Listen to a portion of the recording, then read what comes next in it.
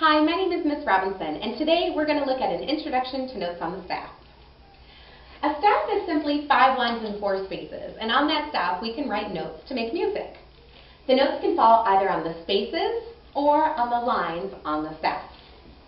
The notes on the spaces are as follows.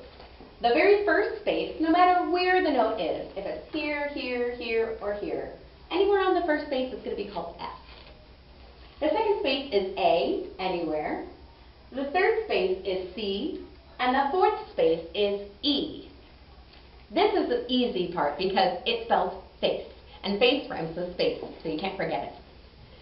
The ones on the lines spell Igabidef, which is a little bit more difficult. However, you could think of an acronym if that's easier for you, like every good boy does fine, or every girl buys designer fashion, even George Bush drives fast. It's up to you. The notes on the lines are as follows. The very first one is E, anywhere on that first line. G is the second, B is the third, D is the fourth, and the fifth is F. Now, what we're going to do here is we're going to draw these notes on the staff in ascending order from the bottom to the top. But before we can do that, we need to have what's called a clef. The clef is going to tell us if the notes that we're playing are high or low. And today we're going to use a treble clef. A treble clef looks just like this. And it tells us that the notes on the staff are going to be high. So let's begin. The very first note I'm going to use is on the first line, and that's an E. The next one is on a space. There's F. The next one is also going to be on a line, and then on a space, and then on a line. Are you noticing a pattern yet? Whenever we write notes in ascending order, they rotate from line to space to line to space, or space to line, space to line.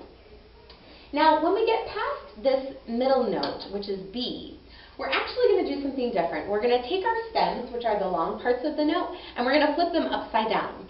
This is because if I'm trying to write notes that are really high up and all my stems are going upwards, they're going to bump into the words above me, or maybe even music that's above me as well. So we're just going to flip them upside down, just like you see on the posters to the left and the right of me. So the next note, which is C, on the third space, that stem is going to go down.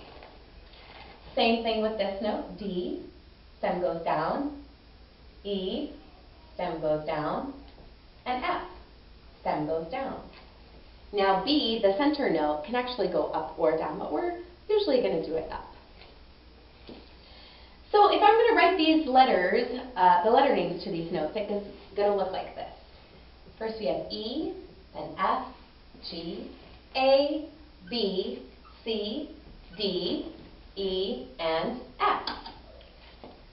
Now take a look at these notes and see if you recognize a pattern. Did you find it? These notes go in alphabetical order, in our music alphabet. Now remember, our musical alphabet is just A through G, and then it repeats again. So we have A, B, C, D, E, F, G, then A, B, C, D, E, F, G, then A, B, C, D, E, F, G, on and on and on forever and ever. We're starting with E because that's the note on the bottom line, then F, then G, and then we start our alphabet over again. A, B, C, D, E, F. Could you guess what the next note might be? You got it. It's G. So if I wanted to write a note on the space above the staff, I would call it G. Now, if I wanted to write a note below the staff, before E, can you think about what that might be in the alphabet? You got it. It's D. We're going to write that on the space below the staff. Now let's say we want to go even further below the staff and write a note on a line. What we have to do is use a little piece of a line that we call a ledger line. A ledger line is just a small pinch of a line that we can draw our note on, so we don't have to put a sixth line in the staff. Let's say we want to do the same thing on the way up.